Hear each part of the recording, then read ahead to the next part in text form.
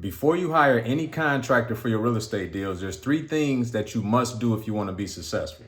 All right. In this video, I'm going to go in deep detail about exactly what those 3 things are so that you can start having favorable results when doing deals with contractors. Okay. Now, for anybody that's in the real estate business or want to get into it, you know, or you will learn that contractors are the Achilles heel of our business, meaning that you cannot win if you don't have good ones.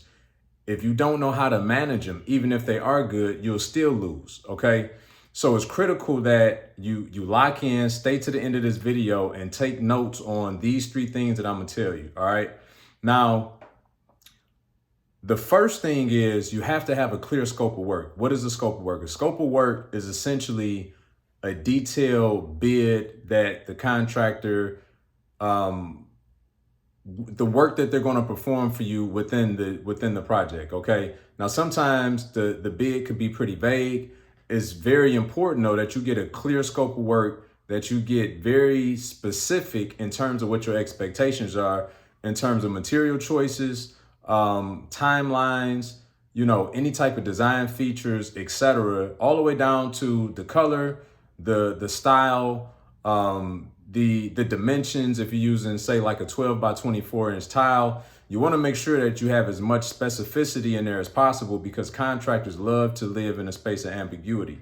And what happens is, if you don't get that specific, contractors' mind will wander and they'll start going out and making choices in your property that you won't be pleased with. And in part, it's hard to hold them accountable if you didn't set a clear expectation up front. So you need to have a very detailed scope of work. If it seems too vague, keep asking questions. Don't be afraid to ask questions. Sometimes, especially as a new investor, contractors can be a bit intimidating. You may feel like they're doing you a favor. They may treat you as if they're doing you a favor. And so, that has a tendency to have you retract from those things that you should be doing. As the business owner, as the investor, you have to ask questions to a point of clarity, okay? If you don't set the expectations up front, then you can't hold them accountable thereafter. Now, before we get into number 2, do me a favor. Hit the subscribe button, all right? If this information is valuable for you, hit the subscribe button. Now, let's get into number 2. Number 2 is you got to have a contractor agreement, okay? I laugh all the time. It's so funny. I've been doing this for 16 years now. I've done over 100 fix and flip and wholesale deals. I own over 100 apartments. I now teach people globally how to invest in real estate, how to do it remotely, raising private money, all the rest of it, right? But even in my 16-year trek and all of the statistics that I just gave you, it's still funny to me when contractors will send over an invoice and say, hey, I sent you my contract. It's not a contract. It's just an agreement that I'm going to pay you X amount of dollars by X date. That's not a contract, right? So it's very important. And our contract is, 13, 15 pages that myself and my students use, because I had to, after getting beat by contractors, after losing $500,000 in this business at one point in my career, I learned the hard way, as many others will, right? Thank God that I was resilient enough to get on the other side of it and go out and build a multi-million-dollar business. But most won't. Most won't get to that point, right? They had one bad experience, they out the door. That may be you. The reality is you need to have a legal document. Preferably, in my opinion, have an attorney that draft up a document. If you have a real estate attorney, even better, that puts specific language in there that insulate and protect you as the investor, but also specifically holds the contractor accountable to their performance, okay? In that contract, guess what you're gonna put in there? Your detailed scope of work. So it's so important on the onset that you develop this detailed scope of work, and then you can put that into the contract and make it all ironclad, okay? After you do those 2 things, this one is probably the most important of them all. You have to pay contractors in arrears, okay? What does that mean? That means that you need to pay contractors based on work completed. Now, most contractors are going to want 1/3 up front, 50% up front. I've even seen it as crazy as pay me 75% up front, which is crazy to me. But when you just think about certain things logically, and always my pushback to them is, why would I give you 50% of the money unless you can do 50% of the work in enough time before I pay you again, right? So I give you a 50% deposit on a 3-month job, but why does that make sense?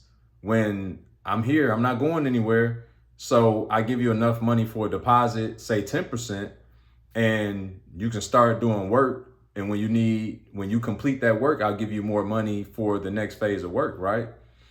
So what happens is many investors get beat and out of this business, which is unfortunate, their first go round because they get a contractor too much money up front. And it's just logical, right? Why would you need 50% of the money on a 3-month job in week one? You can't do 50% of the work, right? I know it's redundant, but I have to reiterate that point because I want to drive that point home so that you feel more comfortable when you have to have these conversations. All right. Now, you want to pay them in arrears, meaning you give them a small deposit to get started, but then after that, you pay them based on work completed. It only makes sense. If you go to work right now, right, your employer is going to make you work a week in a hole, and then your first paycheck will probably come out 3 weeks from the time that you start working, right? Employers don't pay you in advance of rendering service. So why would we treat contractors any different?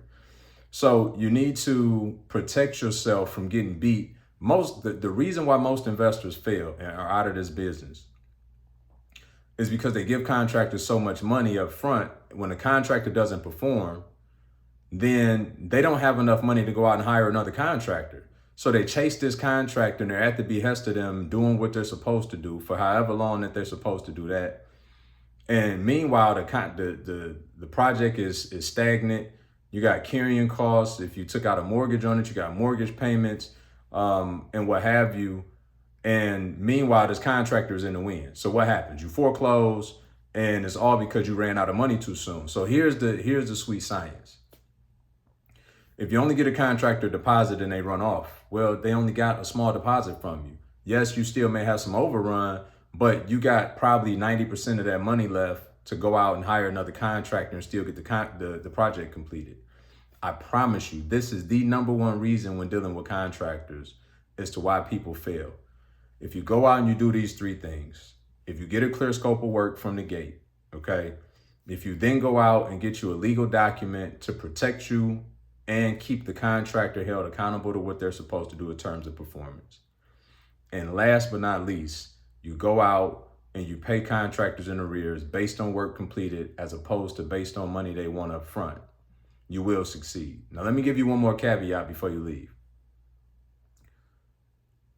Contractors have problems, all of them, right? The reality is, much like tenants can be at times, their problems become your problems. You cannot let their problems become your problems. Many of them have different vices. And let me just say this, because it's going to be some contract. There are good contractors out. Like, I've been successful in this business because good ones exist. The unfortunate news is that 90% of them aren't, right? And so we're talking about the masses. When you get a good one, you'll know how to appreciate them and they'll appreciate you. It'd be a happy marriage. But I'm talking about safeguarding yourself against the 90% out there that are not good, okay? And many of their problems, what happens is if you give them that much money up front, it's not necessarily that they initially think to maliciously take advantage, but the outcome is still the same, right? But what happens is they start covering jobs where they're short in other places. They're covering habits that you don't even know exist yet because your relationship is new and they gave you all these great promises and everything's gonna be great, you're gonna make a ton of money together. So it's so important that you are a good steward over the money, that you understand that no other job do you get paid in advance of doing your job. And so it's important that you convey that to them, that you know why you're conveying it to them, which you know that now. And now you can go out there and protect yourself and make some money in this real estate game. If you thought this information was helpful, all I ask is to subscribe to the channel, like it, share it, comment, let me know your thoughts. If you had a horrible contractor story, I'd love to hear about it. And I just look forward to building with you guys. All right, talk soon on the next video.